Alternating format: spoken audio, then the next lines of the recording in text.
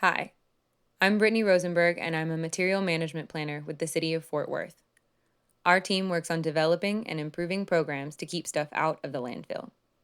If you have any questions over this presentation or any of our other projects, you can email us at mmp@fortworthtexas.gov.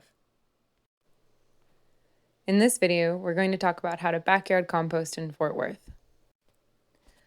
But first, I want to talk about why composting is important. Food waste is a huge national problem and represents billions of dollars in environmental waste each year. More than 30% of U.S. food goes directly from farm to table to landfill. All that wasted food creates excess methane, extra pollution, cardboard and plastic waste, and represents significant loss of nutrients and microbial stability in our soil.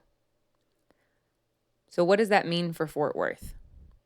According to a 2014 audit of the Fort Worth Southeast landfill, food waste represents more than 20% of the landfill content.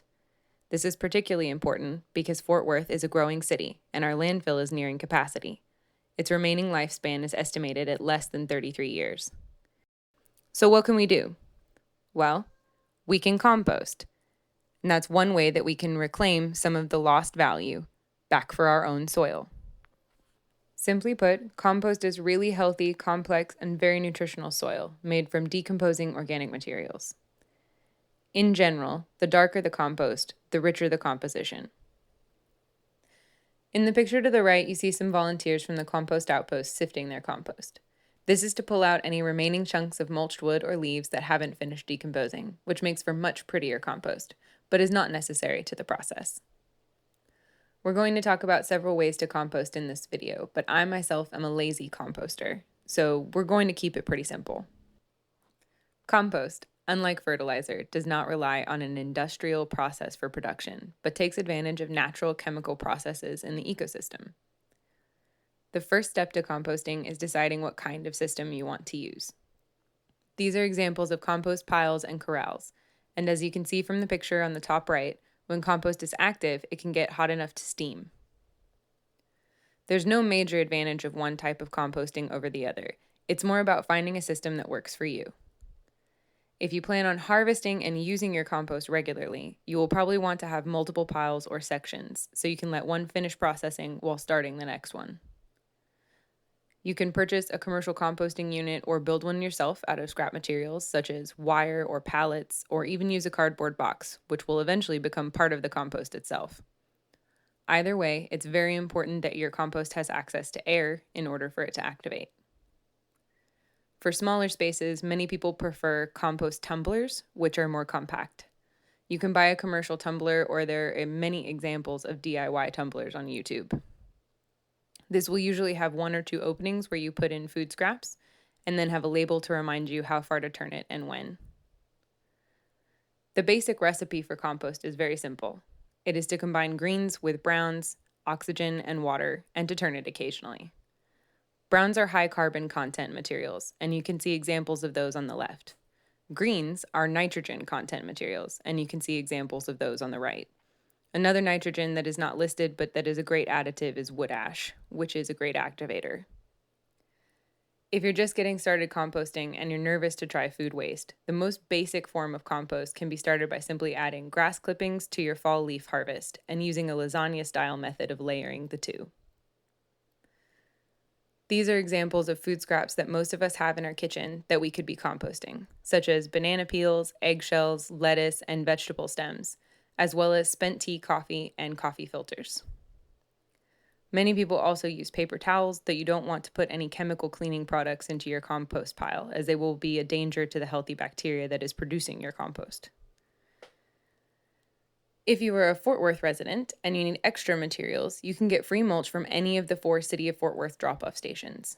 Most of Fort Worth Starbucks also participate in the national Starbucks Grounds for Gardens program, where if you commit to regular pickups, they will often hold spent coffee grounds for you. This is not exclusive to Starbucks, and many local coffee brewers will hold grounds for you if you ask.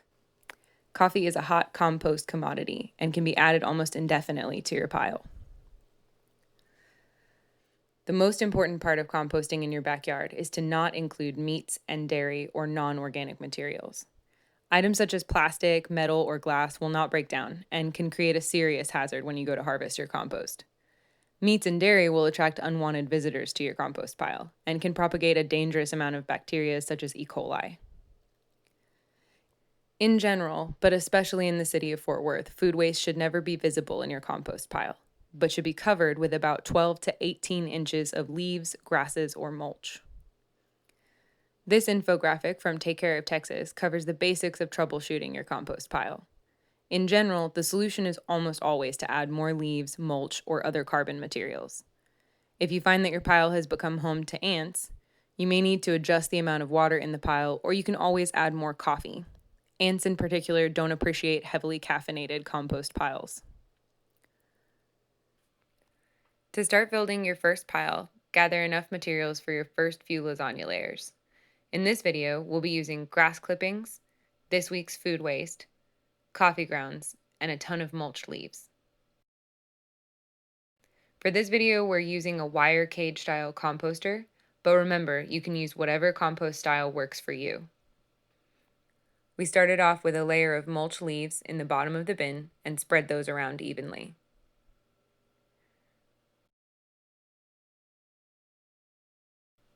Don't worry, you don't have to be too perfect.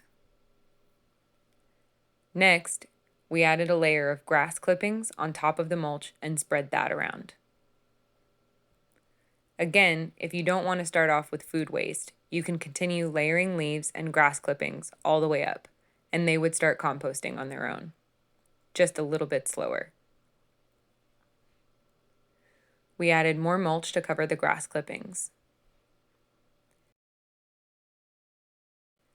And then we added our food waste. In this bucket, we had mostly eggshells, banana peels, and vegetable cuttings.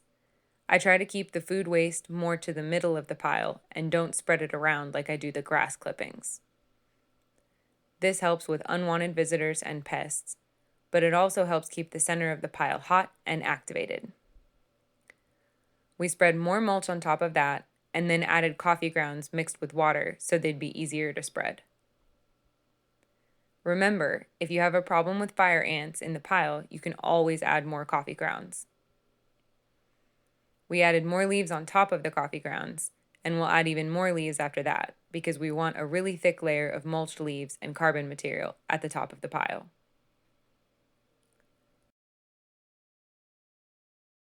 It's going to be hot for the next few days, with no rain in the forecast, so we're going to water the pile pretty heavily and give it a good soak. Next, we're going to visit one of our working piles so we can look at some bugs. As you can see, this compost is in the processing stage. There are bits of eggshell still intact, but a lot of the food waste and mulch has already started breaking down into finer soil and fibers. We will probably turn this pile soon and then leave it to work for a few more weeks before we try to harvest.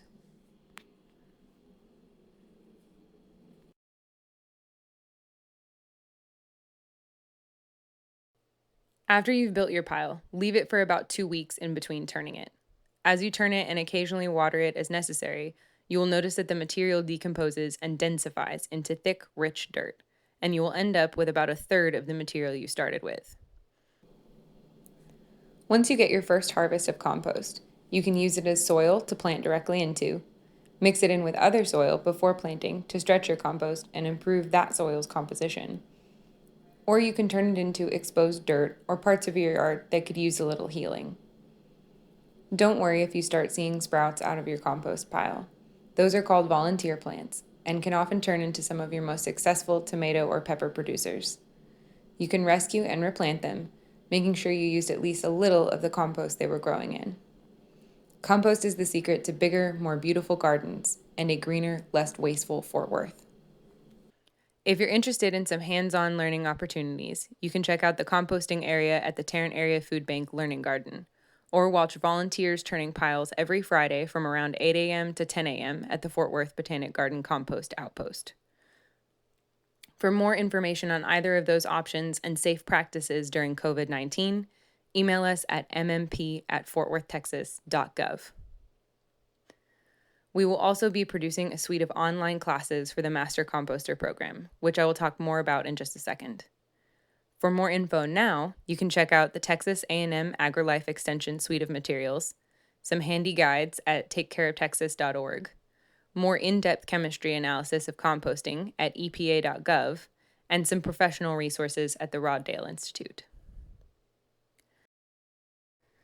The Fort Worth Master Composters is a volunteer certification program to promote backyard composting to Fort Worth residents.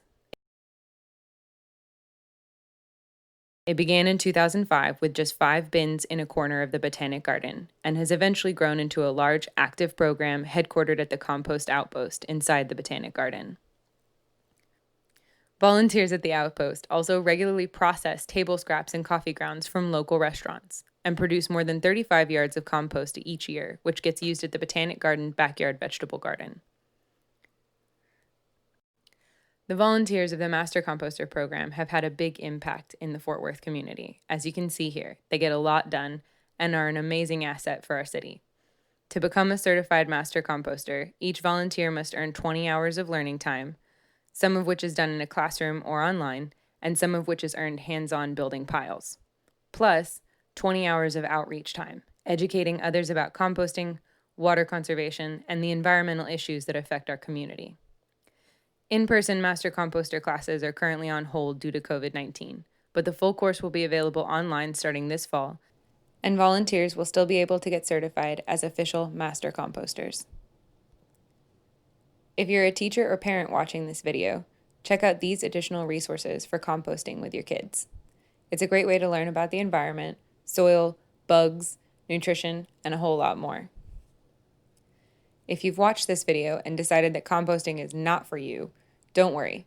You can still contribute to composting and help Fort Worth solve its food waste problem by joining the Residential Food Scrap Composting Pilot Program. Funded in part by the North Texas Council of Governments and the Texas Commission on Environmental Quality, residents who subscribe to the program are able to collect their food waste and drop it off at one of 12 collection sites around the city. The program started in April 2019 and has grown to more than 1,000 subscribers, who have diverted more than 54 tons of food waste from our landfill with an incredibly low contamination rate. Do you work in Fort Worth and want to get in on the composting action? All the businesses on this page are involved in either a community or commercial composting program and divert their food waste through a compost hauler, a local community garden, school garden, or other urban agriculture project.